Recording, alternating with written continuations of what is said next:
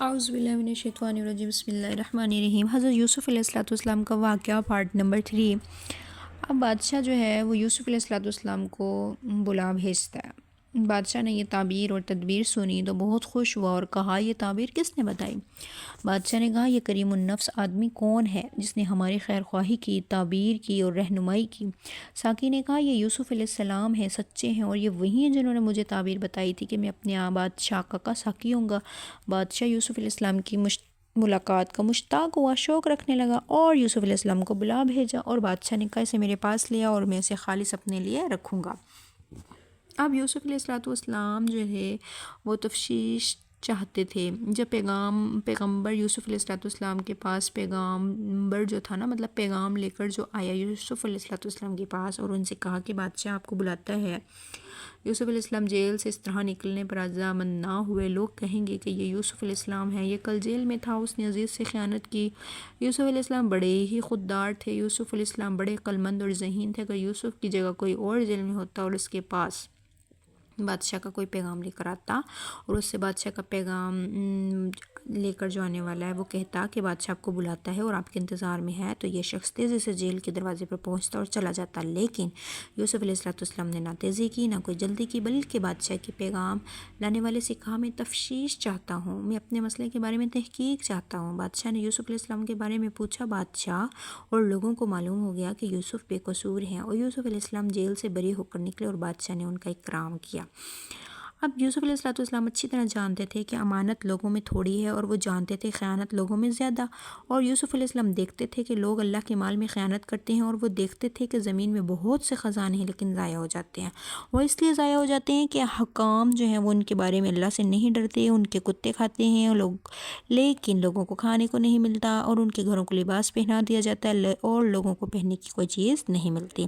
لوگوں کو زمین کے خزانوں سے وہی شخص فائدہ پہنچا سکتا ہے جو حفاظت کرنے والا عالم ہو، اور جو حفاظت کرنے والا ہو مگر عالم نہ ہو تو وہ نہیں جائے گا زمین کے خزانے ہیں کہاں اور ان سے نفع کیسے حاصل کیا جا سکتا ہے، اور جو علم رکھنے والا ہو مگر حفاظت کرنے والا نہ ہو اس میں سے کھائے گا اور خیانت کرے گا۔ اور یوسف علیہ السلام حفاظت کرنے والے، علم رکھنے والے تھے، اور یوسف علیہ السلام حکام کو لوگوں کا مال کھانے کے لیے نہیں چھوڑ سکتے تھے، اور یوسف لوگوں کو بھوکا مرتا ہوا نہیں دیکھ سکتے تھے۔ یوسف علیہ السلام حق کے معاملے میں شرماتے نہیں تھے، بس انہوں نے بادشاہ سے کہا کہ مجھے زمین کے خزانوں پر مقرر کر دیں، بے شک میں بہت حفاظت کرنے والا ہوں، جاننے والا ہوں۔ اس طرح یوسف علیہ السلام مصر کے خزانوں کے امین ہوئے اور لوگوں کو بہت آرام ملا، اور انہوں نے اللہ کا شکر ادا کیا۔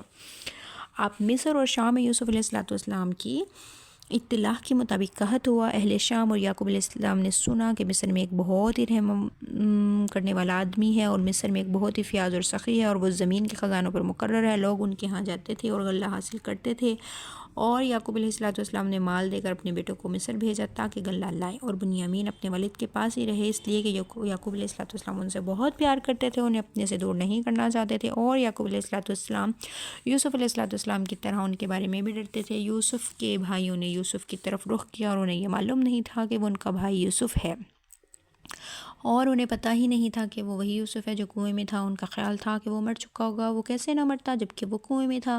وہ کنویں میں، اور کنواں گہرا تھا، اور کنواں جنگل میں تھا، اور یہ ڈراؤنا جنگل تھا، اور پھر یہ رات میں، اور رات بھی تاریک تھی، اور یوسف علیہ السلام کے بھائی آئے اور اس پر داخل ہوئے، اور یوسف نے ان کو پہچان لیا۔ اب وہ نہ پہچان سکے، وہ تو منکر تھے کہ یوسف علیہ السلام کی پہچان ہی نہ کر سکے، لیکن یوسف علیہ السلام نے ان کا انکار نہیں کیا بلکہ انہیں پہچان لیا۔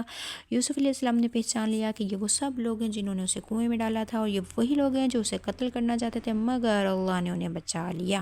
لیکن یوسف علیہ السلام نے ان سے کچھ نہیں کہا اور نہ ہی ان کو رسوا کیا۔ اب یوسف علیہ السلام اور اس کے بھائیوں میں گفتگو ہوئی، بات چیت ہوئی۔ کیا ہوا؟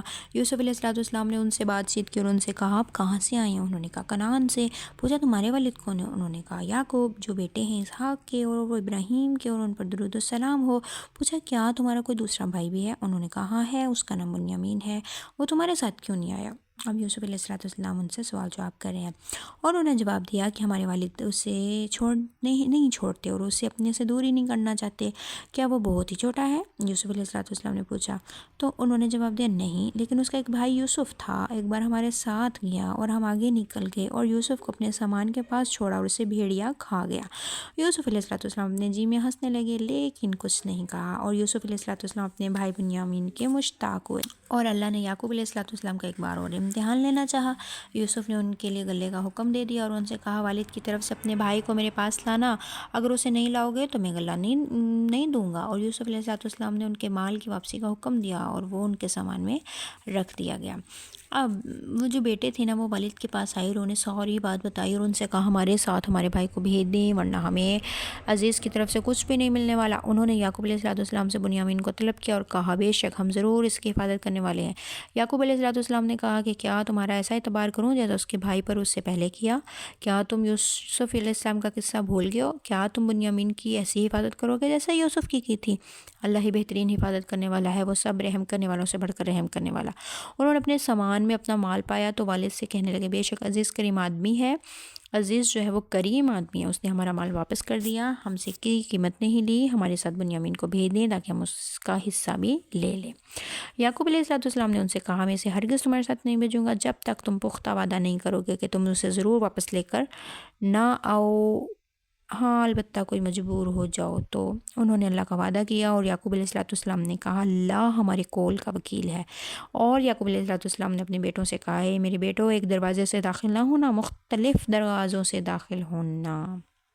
اب بنیامین کی ملاقات ہو رہی ہے اپنے بھائی یوسف علیہ السلام کے ساتھ۔ آگے انشاءاللہ ہم ذکر کریں گے پارٹ 3 میں، تب تک کے لیے مجھے اجازت دیجیے، فی امان اللہ۔